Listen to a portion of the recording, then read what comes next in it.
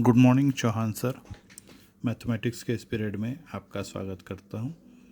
यहाँ पर ये जो दिखाई दे रहा है, यहाँ पर भी तीर का निशान है, यहाँ पर भी तीर का निशान, अर्थात इसको हम रेखा कह सकते हैं, लेकिन इस परिप्रेक्ष्य में हम इसको विपरीत किरण कहेंगे, क्योंकि क्यू से दाईं तरफ, क्यू से बाईं तरफ, दो दिशाओं में दो किरणें जा रही है और दो किरणों का संयोग है।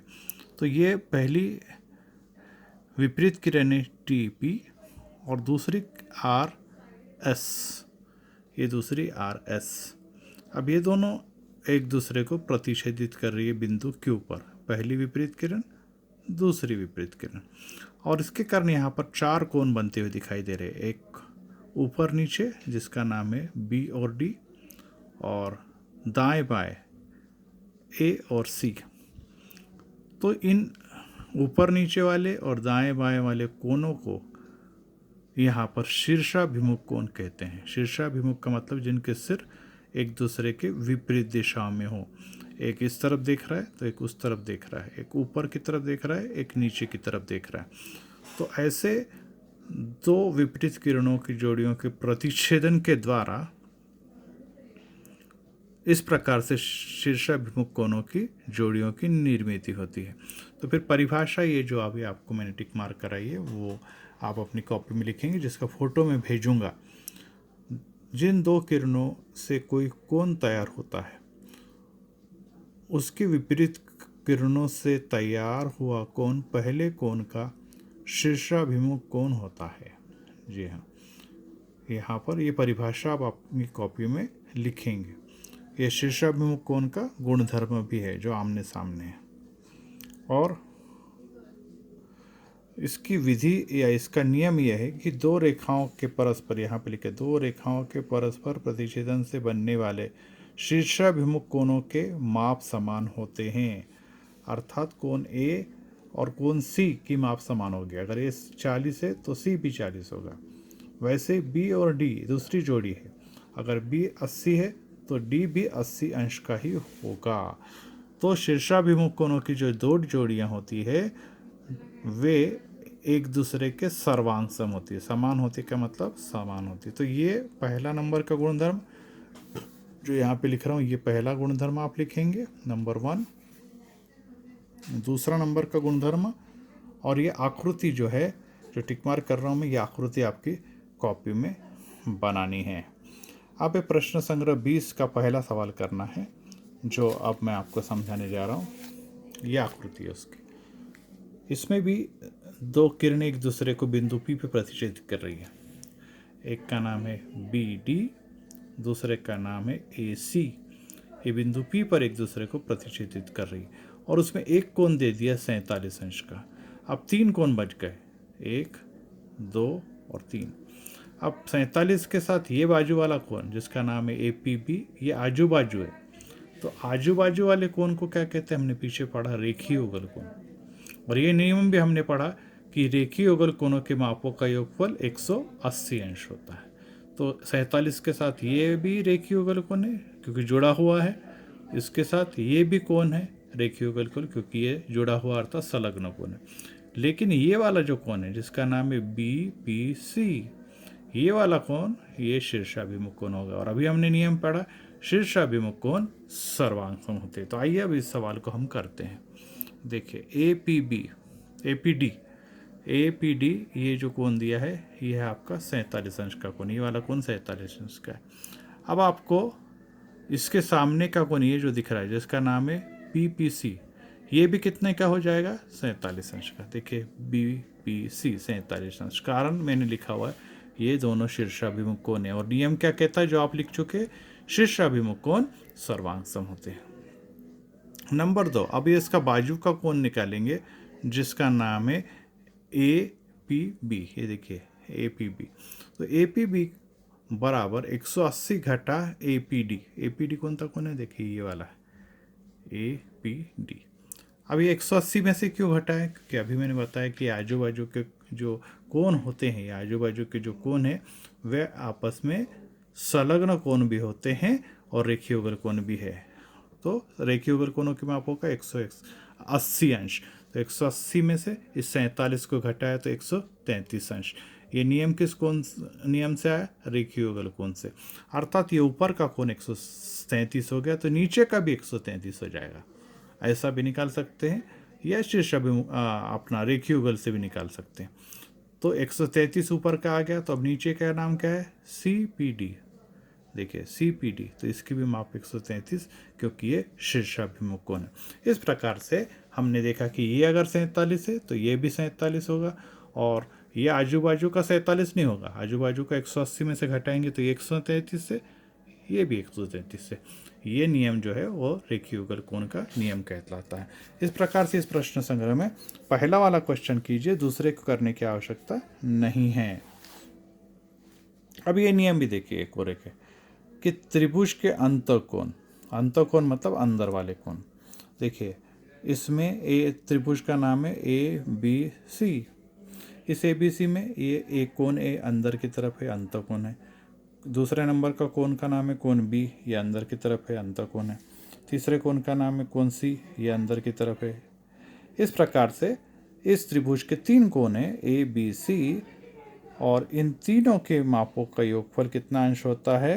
180 अंश होता है। तो ये भी आपने उतार लेना है कि त्रिभुज के अंतःकोण 3 है, जिसका नाम है कोण ए, कोण बी, कोण सी। ये शॉर्ट नेम है, पूरा नाम अगर आप देखेंगे तो नीचे लिखा हुआ है ABC, BAC, ACB, और तीनों कोणों के मापों का योगफल 180 अंश होता है। तो ये भी आप लोगों ने अपनी कॉपी में उतार लेना है, ये भी अपनी कॉपी में इस आकृति के साथ उतारना है, इसके फोटो में भेजूंगा। अब यहाँ पर और एक महत्वपूर्ण गुणधर्म आ रहा है कि त्रिभुज के तीनों कोणों के मापों का योगफल 180 अंश होता है। अब चतुर्भुज मतलब 4 भुजाएं, पंचभुज 5 भुजाएं, षटभुज 6 भुजाएं, सप्तभुज 7 भुजाएं, अष्टभुज 8 भुजाएं, इनको भी हमें ज्ञात किया जा सकता है त्रिभुज के सहायता से। तो कैसे? देखिए पहला देखिए त्रिभुज, त्रिभुज के कितने कोण हैं? 3, और तीनों कोणों के मापों का योगफल, त्रिभुज में कितने त्रिभुज होते हैं? 21 त्रिभुज होता है, तो 180 में 1 का गुणा किया तो 180 अंश हो गया, अर्थात त्रिभुज के कोण हो गए। चतुर्भुज में ये बीच में से हमने इस प्रकार की एक रेखा खींची, ये इसको 2 भागों में विभाजित करी, तो अर्थात चतुर्भुज में कितने त्रिभुज पाए जाते हैं? ये देखिए एक ऊपर की तरफ है और एक नीचे की तरफ है, और ये जो बीच में से ये जो रेखा खींची गई है, इसने क्या किया है? इसे 2 भागों में विभाजित कर दिया। अर्थात अब चतुर्भुज में कितने त्रिभुज पाए जाते हैं? 2, अर्थात 180 वाले 2, 180 वाले 2 मतलब कितने आ गए? 360 अंश हो गए। अब उसके बाद पंचभुज लेंगे, पंचभुज मतलब 5 भुजाएं। देखिए गिन के देखिए, पहली भुजा, ये दूसरी भुजा, ये तीसरी भुजा, ये चौथी भुजा, ये 5वीं भुजा। अब इसको अगर हम 2 रेखाओं के द्वारा ऐसे बना दे तो ये कितने त्रिभुज में बढ़ जाएगा? 3। देखिए पहला त्रिभुज है, ये दूसरा त्रिभुज है, ये तीसरा त्रिभुज है, अर्थात 180 वाले कितने हो गए? 3 त्रिभुज हो गए, अर्थात 180 वाले 3।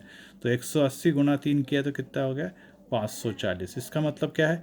पंचभुज के कोणों के मापों का योगफल 540 अंश होता है। अब 6 भुजाओं की तरफ आ जाए, षटभुज कहते हैं उसको, 6 मतलब षटभुज। देखिए 1, 2, 3, 4, 5, 6, इसको बनाना है। अब षटभुज में ऐसी एक एक लाइन अगर हम खींचेंगे ये, तो इसको हम लोग कितने त्रिभुजों में बदल सकते हैं? देखिए पहला, ये दूसरा, तीसरा और ये चौथा। षटभुज के 4, षटभुज में कितने त्रिभुज पाए जाते हैं? 4। देखिए यहाँ पे 4 त्रिभुज पाए जाते हैं। 4 त्रिभुज का मतलब है 80, 180 वाले 4, और 180 गुणा 4 किया तो कितना आ गया यहाँ पे? 720 अंश। इस प्रकार से 180 गुना 4 बराबर 720।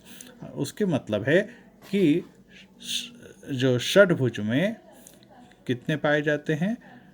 780 अंश के मापों का योगफल 180। सप्तभुज में 7 भुजाएं होगी, इसमें कितने त्रिभुज आएंगे? देखिए एक पहला, ये दूसरा, ये तीसरा, ये चौथा, ये 5वां। तो बीच में जो डायगोनल हमने खींचा उसके द्वारा ये कितने भागों में, कितने त्रिभुज में बढ़ गया? ये 5 त्रिभुजों मतलब 5 त्रिभुज मतलब 180 वाले 5 मतलब 900 अंश, अर्थात सप्तभुज के मापों का योगफल 900। तो इसी का मतलब अष्टभुज में कितने होंगे? 6। आकृति की भी जरूरत नहीं, 6 होंगे। 180 वाले 6 मतलब कितना हो गया? 1080 अंश। इस प्रकार से सप्तभुज के कोणों के कुल मिला के माप होते 180 अंश। वैसे अगर n अगर किसी में है तो उसको हम कहेंगे n-2 करेंगे तो अपने को मिलेगा उनके माप को योगफल 180 गुना n-2। अब इस सूत्र की सहायता से किसी भी त्रिभुज का अपन डायरेक्ट उत्तर निकाल सकते हैं। जनरली अगर 10 भुजा वाला है तो 10 में से 2 गए 8, 8 गुना 180 करो उत्तर आ जाएगा। चतुर्भुज है, 4 में से 2 गए 2, देखिए 2 आ रहा है बराबर ऊपर, तो अर्थात 360। इस प्रकार से इस तालिका को आपने अपनी कॉपी में उतार लेना। इसका भी मैं फ़ोटो भेजूंगा आपको, और इसकी सहायता से हम सीखेंगे कि त्रिभुज के 180 होते, लेकिन 4 भुजाओं का 360, 5 भुजाओं वाला पंचभुज के 540, 6 भुजाओं वाला षडभुज के कोनों के मापों का 720, उसके बाद 7 भुजाओं वालों का मापों का 900, तो 8 वाले का 1080 अंश कोनों के मापों का योगफल होता है। इस प्रकार से एक्सरसाइज 20 का एक सवाल मैंने बताया, और ये अभी अपनी कॉपी के अंदर आप उतार लेंगे, और इस प्रकार से इस पढ़ाई को आप बनाकर पेंसिल से आकृति बनाएंगे।